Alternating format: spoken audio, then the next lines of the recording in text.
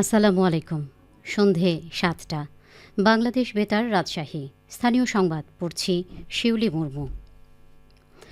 Rajshahi city কর্পোরেশনের সার্বিক কার্যক্রম সুষ্ঠুভাবে পরিচালনার লক্ষ্যে স্থানীয় সরকার সংশোধন অধ্যাদেশ মোতাবেক সরকার কর্তৃক গঠিত কমিটির ১০ম সভা অনুষ্ঠিত হয়েছে। আজ দুপুরে নগর ভবনের সিটি হল সভাকক্ষে আয়োজিত সভায় সভাপতিত্ব করেন রাজশাহী বিভাগীয় কমিশনার ও রাজশাহী সিটি কর্পোরেশনের প্রশাসক ডক্টর আনম বজলুর রশিদ। সভায় রাশিক প্রশাসক নাগরিক সেবা নিশ্চিত করতে সংশ্লিষ্টদের যথাযথভাবে দায়িত্ব পালন সহ বিভিন্ন দিক নির্দেশনা প্রদান করেন। স্থানীয় দরিদ্র ও মেধাবী শিক্ষার্থীদের শিক্ষাবৃত্তি প্রদান করেছে রাজশাহী সিটি কর্পোরেশন।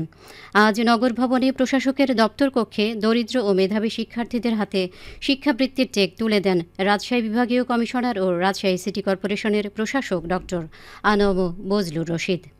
এ সময় তিনি বলেন, সরকার সবসময় তোমাদের পাশে আছে। তোমরা তোমাদের লক্ষ্য অর্জনে এগিয়ে যাও। ভবিষ্যতে তোমরা জাতীয় পর্যায়ে কৃতিত্ব অর্জন করো।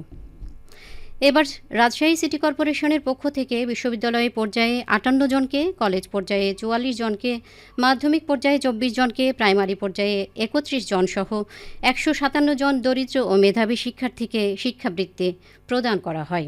শিক্ষাবৃত্তির জন্য মনোনীত শিক্ষার্থীদের শিক্ষাবৃত্তি হিসেবে বিশ্ববিদ্যালয় পর্যায়ে ১০,০০০ টাকা, কলেজ পর্যায়ে ৭,০০০ টাকা, হাই স্কুল পর্যায়ে ৫,০০০ টাকা এবং প্রাইমারি স্কুল পর্যায়ে ২,০০০ টাকা প্রদান করা হয়।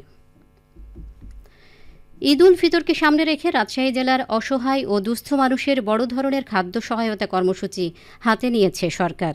জেলার ৯টি উপজেলার ৭২টি ইউনিয়ন এবং ১৪টি পৌরসভার প্রায় ১,২০,০০০ অতি দরিদ্র ও দুস্থ পরিবার এবার সরকারি ভিজিএফ কর্মসূচির আওতায় চাল পেতে যাচ্ছেন। ইতিমধ্যে অনেক পৌরসভা এবং ইউনিয়নে বিতরণ কার্যক্রম শুরু হয়েছে। ঈদ উপলক্ষে মানবিক সহায়তা কর্মসূচির অংশ হিসেবে প্রত্যেক কার্ডধারী পরিবারকে বিনামূল্যে ১০ কেজি করে উন্নত মানের চাল প্রদান করা হচ্ছে। ক্রেতা বিক্রেতার পদচারণায় মুখর নাটোরে ঈদের বাজার। ক্রেতাদের সুরক্ষা প্রদানেও তৎপর সরকারের বিভিন্ন উদ্যোগ। ঈদের কেনাকাটা নিয়ে এখন শুনুন আমাদের নাটোর জেলা সংবাদদাতার একটি প্রতিবেদন।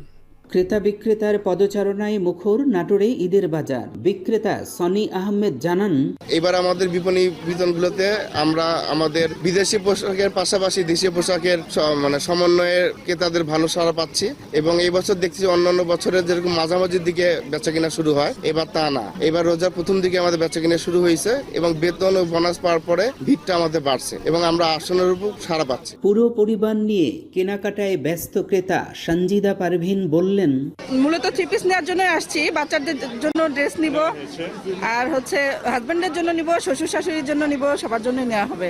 দামটা আলহামদুলিল্লাহ রিজনেবল প্রাইজের মধ্যে আছে। ক্রেতাদের সুরক্ষা প্রদানে কাজ করে যাচ্ছে এ সংক্রান্ত জেলা টাস্কফোর্স কমিটি এবং জাতীয় ভোক্তা অধিকার সংরক্ষণ অধিদপ্তর। অধিদপ্তরের নাটোর জেলা কার্যালয়ের সহকারী পরিচালক নাজমুল হাসান বলেন, পোশাক, জুতা এই শোরুমগুলোতে আমরা নজরদারি করছি। আমাদের ভোক্তা অধিকার অধিদপ্তরের পক্ষ থেকে করা হচ্ছে। পাশাপাশি জেলার একটি বিশেষ টাস্কফোর্স কমিটি আছে, সেই কমিটির অধীনেও আমরা এই কাজগুলি নিয়মিত করছি।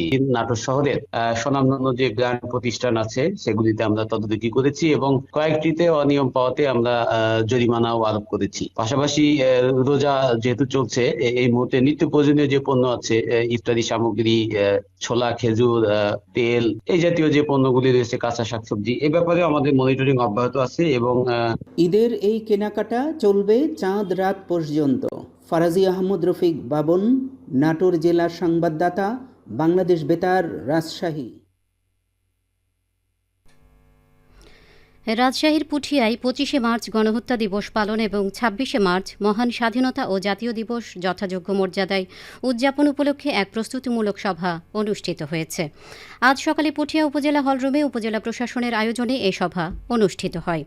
পুঠিয়া উপজেলা নির্বাহী অফিসার লিয়াকত সালমানের সভাপতিত্বে অনুষ্ঠিত সভায় দিবস দুটি যথাযথভাবে পালনের লক্ষ্যে বিভিন্ন কর্মসূচি নিয়ে আলোচনা করা হয়।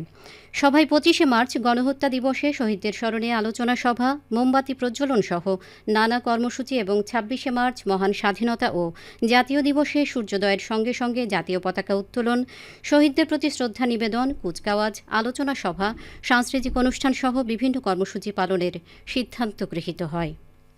সবশেষে আবহাওয়া।